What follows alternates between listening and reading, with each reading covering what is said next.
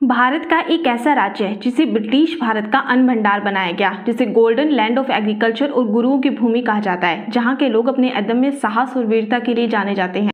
दरअसल मैं यहाँ पर बात कर रही हूँ पंजाब राज्य की। इस वीडियो में आज हम पंजाब के इतिहास को विस्तार से समझेंगे और अगर आपने अभी तक मेरे यूट्यूब चैनल को सब्सक्राइब नहीं किया है तो जल्दी से मेरे यूट्यूब चैनल को सब्सक्राइब कर लें।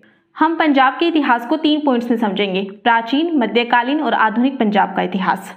पंजाब मीन्स 5 नदियों की भूमि, यानी कि झेलम, चिनाब, रावी, सतलुज और व्यास की भूमि। ये सभी सिंधु नदी की सहायक नदियां हैं।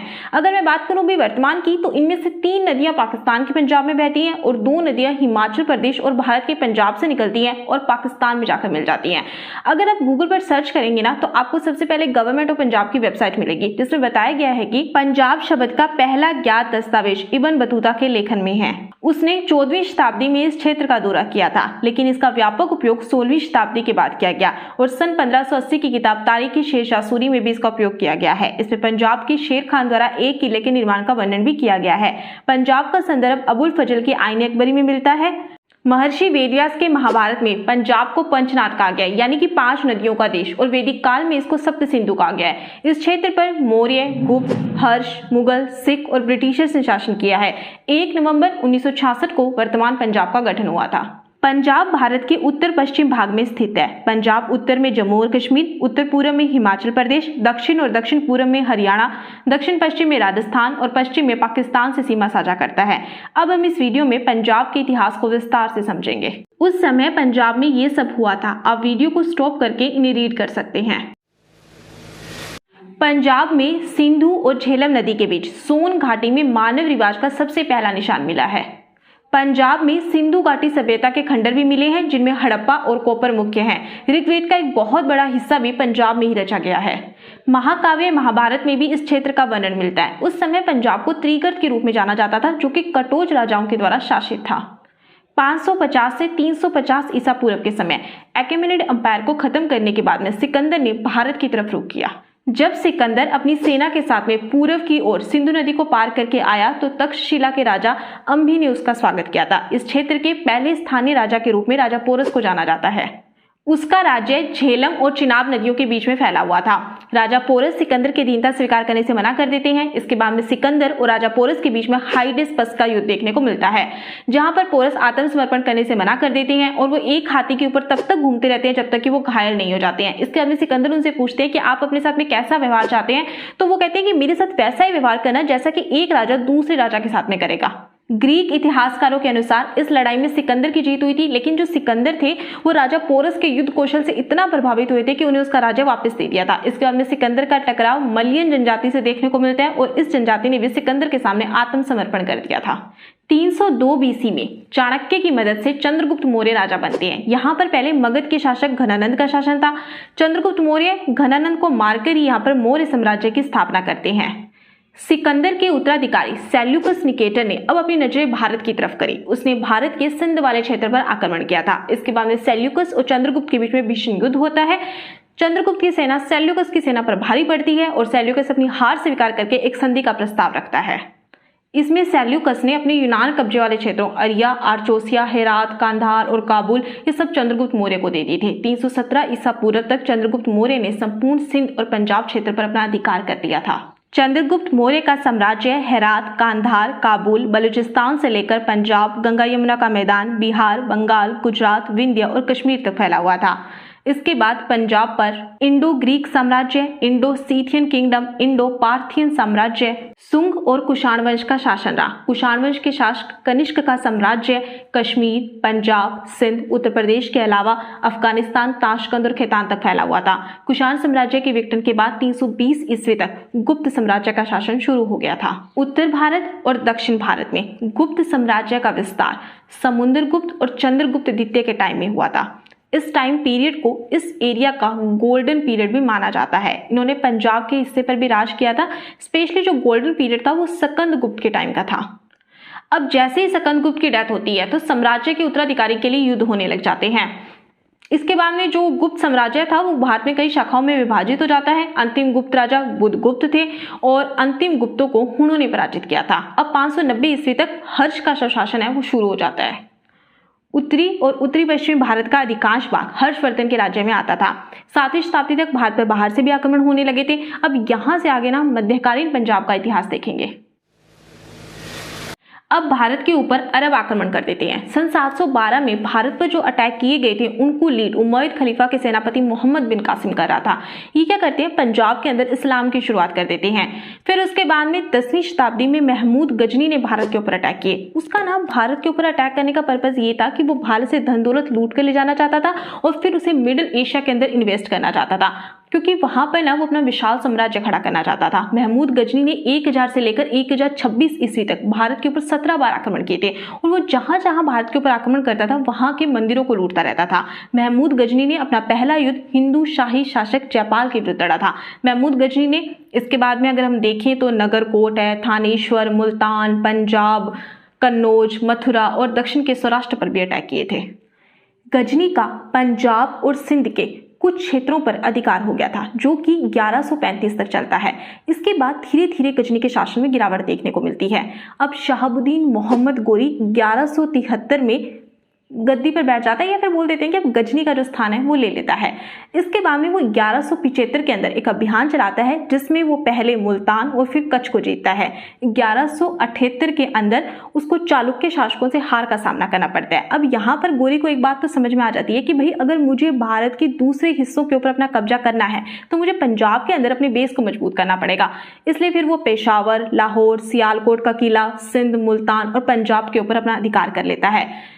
ये सब जो था वो 1190 तक हो जाता है। इसके बाद में उसके गोरी के दिमाग में आता है कि क्यों ना अपने साम्राज्य का विस्तार किया जाए, और फिर उसका सामना होता है राजपूत शासक पृथ्वीराज चौहान से। दोनों के बीच में तराइन का युद्ध देखने को मिलता है। इसके बाद में गोरी अपनी सत्ता कुतुबुद्दीन ऐबक को देकर चला जाता है। 1206 में गोरी की डेथ हो जाती है। यहाँ पर कुतुबुद्दीन ऐबक दिल्ली सल्तनत की स्थापना कर देता है। दिल्ली सल्तनत ने पंजाब पर 300 वर्षों तक शासन किया था। अगर हम दिल्ली सल्तनत को देखें तो 1206 से 1290 तक गुलाम वंश कुतुबुद्दीन ऐबक द्वारा स्थापित, जिसे मोहम्मद गोरी ने नियुक्त किया था। 1290 से 1320 तक खिलजी वंश जलालुद्दीन फिरोज खिलजी द्वारा स्थापित।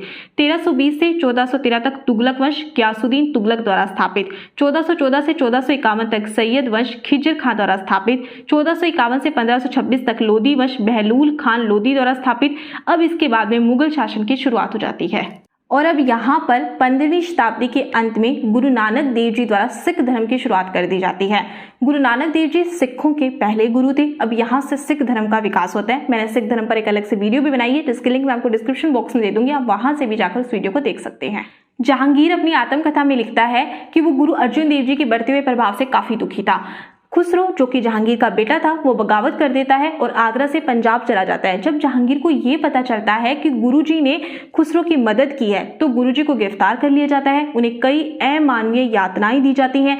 30 मई 1606 ईस्वी को उन्हें गर्म तवे पर बिठाकर यासा के तहत शहीद कर दिया जाता है।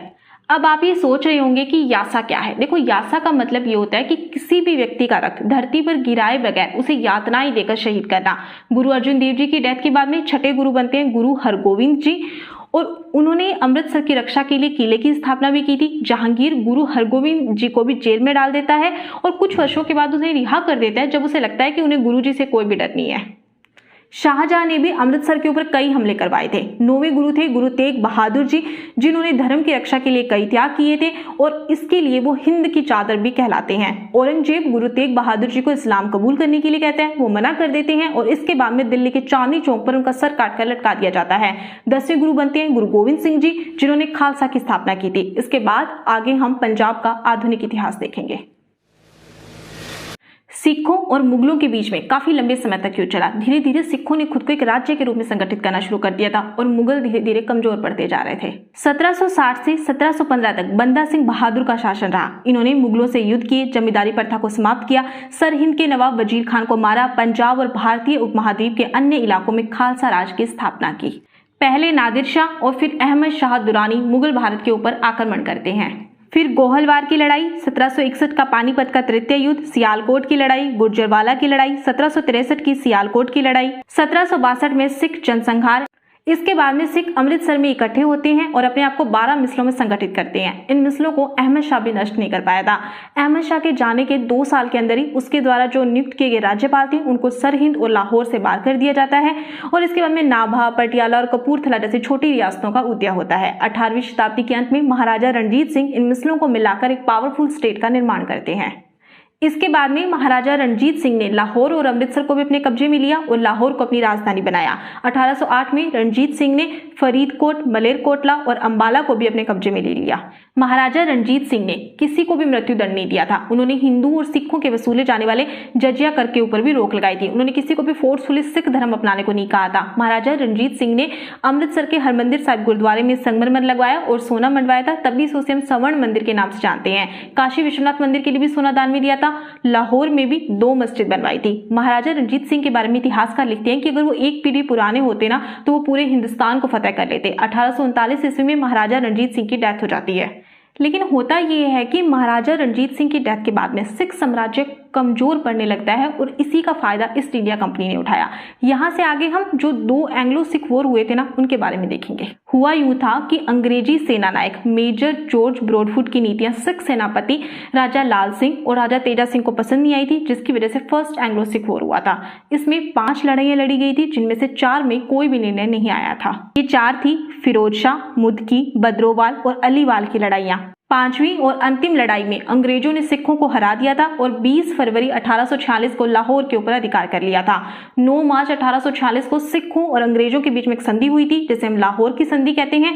इस संधि के अकॉर्डिंग सतलज और व्यास के बीच के क्षेत्रों को कश्मीर के साथ में कंपनी को दे दिया गया था। इसके बाद में हम सेकेंड एंग्लो सिख वॉर देखते हैं। फर्स्ट एंग्लो सिख वॉर में मिली हार के बाद में सिख अपनी शक्ति को फिर से स्थापित करना चाहते थे और दूसरी तरफ वो डलहौजी की साम्राज्यवादी नीतियों से भी खासा नाराज थे। मुल्तान की गवर्नर को हटाने के बाद में जनता विद्रोह कर देती है। इसी का फायदा डलहौजी उठाता है और सेकंड एंग्लो सिख वॉर देखने को मिलता है। इसमें 3 लड़ाइयां लड़ी गई थी। पहली 22 नवंबर 1848 को, जिसे रामनगर का प्रथम युद्ध भी कहते हैं। इसमें अंग्रेजी सेना का नेतृत्व लॉर्ड गफ ने और सिख सेना का नेतृत्व शेर सिंह ने किया था। दूसरी 13 जनवरी 1849 ईस्वी को चिलियावाला का युद्ध। इन दोनों लड़ाइयों में कोई भी डिसीजन नहीं हो पाया था। तीसरी लड़ाई 13 फरवरी 1849 को हुई थी। इस युद्ध में सिखों की हार हुई थी। इसे हम तोपों के युद्ध के नाम से भी जानते हैं। 30 मार्च 1849 को डलहौजी ने पंजाब को अंग्रेजी राज्य में मिला लिया था। अब इसके बाद में पंजाब भी ब्रिटिश भारत का प्रांत हो गया था। 1858 में पंजाब डायरेक्ट ब्रिटेन के अंडर में आ जाता है। इसके बाद में पंजाब के इतिहास में एक और घटना देखने को मिलती है, 1919 का जलियांवाला बाग हत्याकांड, जिसमें जनरल डायर ने लगभग 10,000 लोगों को गोलियों से भून दिया था। लेकिन ब्रिटिश प्रशासन की एक रिपोर्ट के अकॉर्डिंग इसमें 400 लोग मारे गए थे और 1200 लोग घायल हो गए थे। और दूसरी तरफ पश्चिमी पंजाब में नहर कॉलोनियों के निर्माण की वजह से 14 मिलियन एकड़ भूमि डायरेक्ट खेती के अंडर में आ जाती है और इसने पंजाब को भारत के सबसे आर्थिक रूप से समृद्ध क्षेत्र में लाकर खड़ा कर दिया था। देखो, इसके आगे पंजाब में जो भी घटनाएं देखने को मिली, मतलब कैसे भारत का पार्टीशन हुआ, फिर कैसे पंजाब का पार्टीशन हुआ, पाकिस्तान के पास से पंजाब का कौन सा हिस्सा गया, कौन सा हिस्सा भारत के पास में रह गया, फिर पंजाब जो था उसको कब अलग स्टेट बनाया गया था, अकाली मूवमेंट, पंजाबी सूबा मूवमेंट, उसके बाद में भिंडरेवाला, ऑपरेशन ब्लू स्टार और उसके बाद में दीप संधु, ये सारी घटनाएं जो भी पंजाब में देखने को मिली थी उस पर मैंने एक अलग से वीडियो बनाई है, जिसके लिंक मैं आपको डिस्क्रिप्शन बॉक्स में दे दूंगी।